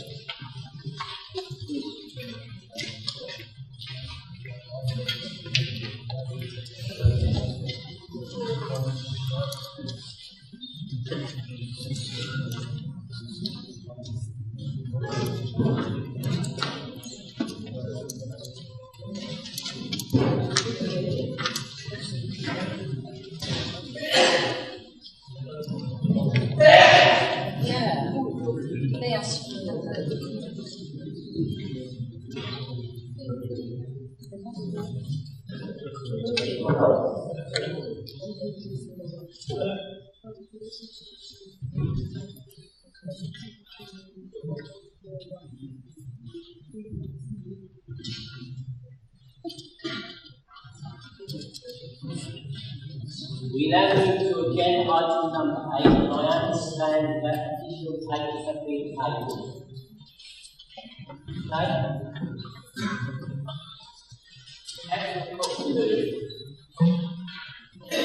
Yes, thank you, Mr. Mayor. There are two parts to this report. Firstly, the statement of accounts, and secondly, the annual governance statement. Good news for some here, we've only got 5 minutes to deal with both of those. So, if we begin first of all with the statement of accounts, this is the one for which the extra paper has been tabled. This is a little bit unwelcome, I have to say. This has been driven by some comments that have been made by PricewaterhouseCoopers, our auditors, only within the last 3 working days. The situation is that they have been in receipt of drafts of the statement of accounts as far back as June, and so it's a little bit disappointing that some of these comments have come forward as late as this, and we will be speaking with them about that to see whether we can improve on that process next year. However, the changes that they are suggesting that we make to the accounts are not particularly material. They're primarily statement of fact, and I don't think there's much that we need to discuss about them, in my view. Now, on the statement of accounts, despite the 4 billion of austerity that continue to below the central government, both the general fund and the housing revenue account outturn better than budget. Our working balances have increased and we continue to pay down our debt. In the first instance, I'll refer to the explanatory form, which appears from page 286 onwards in the papers. As far as the general fund is concerned, the council budgeted for this expenditure of 25.797 million, and after transferring 1.612 million from reserves and provisions and 2.38 million to working balances, there was 21.802 million to be met in government grants, council taxpayers, and retained business rates. So the council budget requirement for the year 2013-2014 is 21.802 million. Our actual expenditure was 22.597 million, which is 3.2 million pounds less than budgeted. So that leaves our working balances at the end of the year increased to 3.406 million pounds higher than anticipated at just over 12 million. Moving on to the housing revenue account, during the year we showed an increased surplus of 1.576 million as opposed to our budget of 1.023 million. So again, on the housing revenue account, our net expenditure was less than budget by 553,000. So the working balances on that account they're increased to 4.696 million. Moving on to section 3, first pie chart is instructive to demonstrate our continued heavy reliance on government grants, and the sad reality is they are unsustained by the equipment and colleagues speak of. In section 4, you see the effect of our ambitious council house building programme, which represents 26% of capital expenditure, but still more below the spend on the existing stock, 56%. Now, at the meeting of the Executive Committee on Tuesday, 9th of September, Councillor Cheney raised some concerns about the state of the Council's reserves. So I'd like to address these concerns by reference to The movement in reserve statement, which appears on page 292 and 293, I'm pleased to report, Mr. Mayor, that with the exception of the capital grants unapplied account, every one of our reserves increased during the year. Total reserves were up, and usable reserves were up 39% to 47.101 million. By way of comparison, when Councillor Chench's administration left office 3 years ago, total usable reserves were considerably lower at about 27 million. Moving on to page 295, the balance sheet indicates that our long-term borrowing fell again this year, down from 119.7 to 115.97 million. We continue to pay down our debt. Less welcome is the increase in the pension fund deficit to 74.7 million. This has been made good by increased contributions as assessed by the scheme actuary. As ever, I'd like to pay tribute to John Hudson and his team for their meticulous work in preparing the statement of accounts, massive document, and all done in good time for us to approve together the statutory deadline on 30th of September. Moving on to the government statement, this is an annual report. The main content of this changes little from year to year, but does provide a useful overview of a number of important issues that the Council is dealing with and ongoing improvements to our governance arrangements. I'd like to just pick out a few things from page 413 to page 417. First of all, Mr. Mayor, the outcome of the Local Government Association Corporate Peer Challenge in December 2013. This concluded Ipswich Borough Council as a solid and stable authority with well-respected leadership and committed staff. Secondly, the service improvements that have been enabled by the co-location of our face-to-face and telephone-based customer service teams and the launch of our new website. Thirdly, the commencement of our transformation programme and linking this with long-term budget planning. Long-term here means 3 years and more, and all the time I've been on the council, I can't recollect us planning that far ahead previously. I think it's a good thing. Fourthly, the conclusion of the long-run single status harmonisation saga, concluded by way of collective agreement. Fantastic end to that project. And last but by no means least, delivery of the first new council houses in Ipswich for a generation on budget ahead of schedule. We never rest on our laurels. We have an ongoing improvement plan which will lead to further development on the transformation programme, improvements in procurement, contract management, business continuity and disaster recovery, to name just a few. I'd like to thank the strategic projects team for their work in preparing the annual government statement. The recommendations are set out from 9.1 to 9.4, essentially that the Council will approve both documents, authorise you to sign the statement of accounts and Chief Executive Leader to sign the annual government statement. Thank you. Councillor Toad, you want to second? Yeah, happy to second the report and reserve number.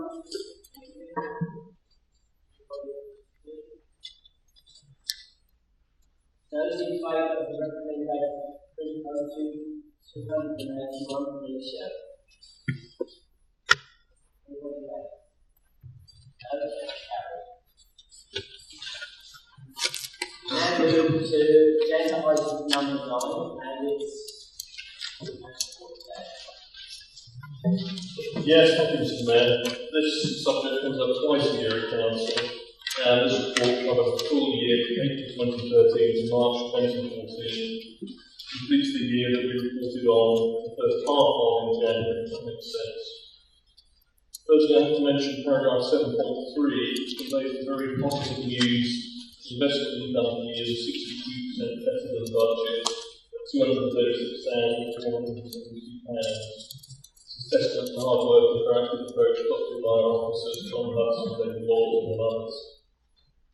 Secondly, I'd like to refer to Council to paragraph 8.1, and together with that, Appendix A, it shows that the Council continued to pay down its debt. During the year, our existing debts were reduced by about 3.6 million, and no new loans were taken out. The vast majority of the Council's remaining borrowing can be traced back to the debt subsidy swap that we did 2 years back in order to buy out the housing revenue subsidy arrangements. Most significant event during the year, Moody's downgrading of bank junk status. In response to this, we suspended use of council's instant access account with them from the 13th of May and managed down our balances to the lowest level possible. Subsequently, the Common Bank withdrew from the local government market and we launched a joint procurement exercise to administer policies and Labour councils. That led to the appointment of Lloyds as our new bank with effect from the 1st of April 2014 and now in operation. Mr. Mayor, this period was also noteworthy in that we were finally able to draw a line under the financial disasters Icelandic bank investments taken out by the previous administration.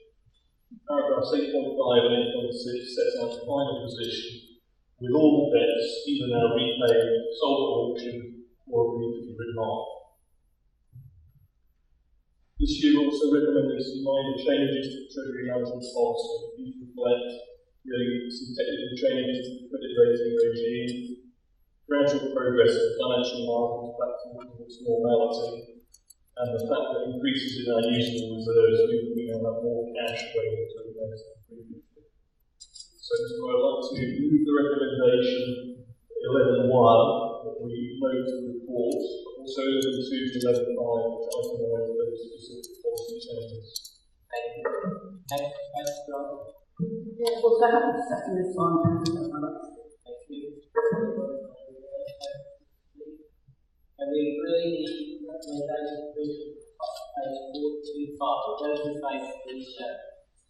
Thank you. Anybody against? Now move to item number 10, and I would like to move this report and ask the Deputy Monitoring Officer to introduce it. Thank you, Mr. Mayor.